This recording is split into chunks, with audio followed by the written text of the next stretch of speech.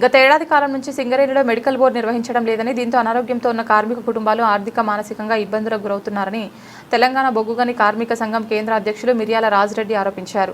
పెద్దపల్లి జిల్లా గోదావరికని ప్రెస్ క్లబ్లో ఏర్పాటు చేసిన మీడియా సమావేశంలో ఆయన మాట్లాడుతూ సింగరేణిలో గుర్తింపు ప్రాతినిధ్య సంఘాలు సైతం యాజమాన్యానికి తొత్తుగా మారాయని పేర్కొన్నారు. కేసీఆర్ హయాంలో వేలాది మందికి సింగరేణిలో ఉపాధి కల్పించామని, అలాగే ప్రతి నెల మెడికల్ బోర్డు నిర్వహించామని అన్నారు.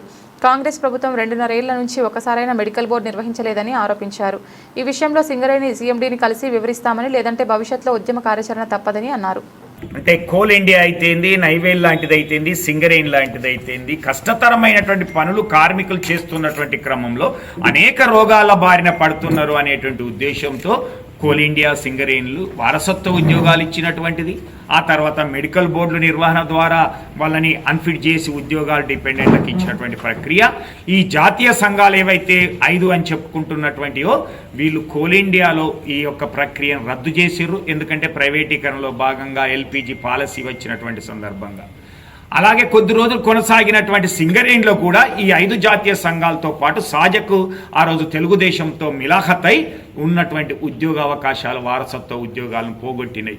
ఆ తర్వాత ఎన్నికలు జరిగినటువంటి క్రమంలో ఏఐటీసీ చేసుకున్నటువంటి ఒప్పందం ప్రకారంగా మిగిలినటువంటి కార్మికులకు నెలకు 25 మంది చొప్పున ఇచ్చేసి కొంతమందికి డబ్బులు ఇస్తామని చెప్పి 2 లక్షలు ఆ విధంగా పోగొట్టినటువంటిది. ఆ తర్వాత శాశ్వతంగా రద్దు చేసినటువంటి ప్రక్రియ మనం చూసాం.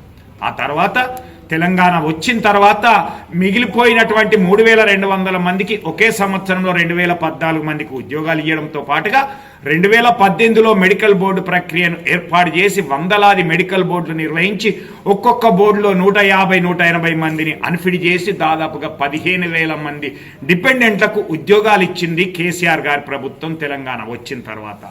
అలాంటి దానికి ఈరోజు కాంగ్రెస్ ప్రభుత్వం వచ్చిన తర్వాత ఈ 2 సంవత్సరాల కాలంలో 5-6 మెడికల్ బోర్డు మాత్రమే పెట్టి జూలైలో ఎవరైతే హయ్యర్ సెంటర్కి పోయినటువంటి వాళ్లకు 54 మందికి నిర్వహించి 5 మాత్రమే అన్ఫిట్ చేసి అన్యాయం చేసింది.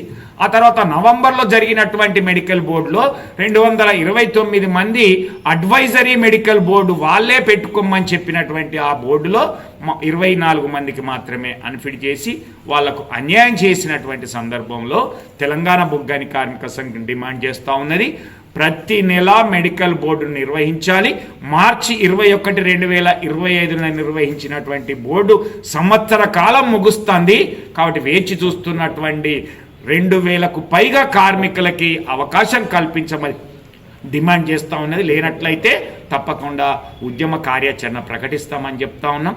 దీంతో పాటుగా జూలైలో, నవంబర్లో జరిగినటువంటి మెడికల్ బోర్డులో ఫిట్ ఫర్ సేమ్ జాబ్ కానీ సర్ఫేస్ వచ్చినటువంటి వాళ్లకు మరొకసారి మెడికల్ బోర్డు నిర్వహించి రివ్యూ చేయాలనేటువంటిది డిమాండ్ చేస్తూ ఉన్నాం. మూడవది, ఎవరైతే 10వ నెల నుంచి ఈ 6 నెలల కాలంగా ఉద్యోగాల కోసం అన్ని ప్రక్రియలు పూర్తి చేసుకొని ఐఎంఈ అయినటువంటి కార్మికుల పిల్లలు ఎవరైతే ఉన్నారో వాళ్లకు నియామక పత్రాలు వెంటనే ఇవ్వాలని తెలంగాణ బొగ్గుగని కార్మిక సంఘం ఈ 3 డిమాండ్లతో సిఎండి గారిని కలిసి వివరించి దానిపైన వాళ్ళ యొక్క స్పందనను బట్టి, వాళ్ళ చర్యలను బట్టి వాళ్ళు ఒకవేళ అనుకూలమైనటువంటి నిర్ణయం తీసుకోకపోతే తప్పకుండా తెలంగాణ బొగ్గుగని కార్మిక సంఘం ఉద్యమ కార్యాచరణ చేపట్టి కార్మికులకు అండగా నిలుస్తూ సింగరేణి వ్యాప్తంగా ఈ యొక్క కాంగ్రెస్ ప్రభుత్వం చేస్తున్నటువంటి కార్మిక వ్యతిరేక విధానాలను వివరిస్తామని, చైతన్యవంతం చేసి వారికి అండగా నిలుస్తామని తెలియజేస్తాం.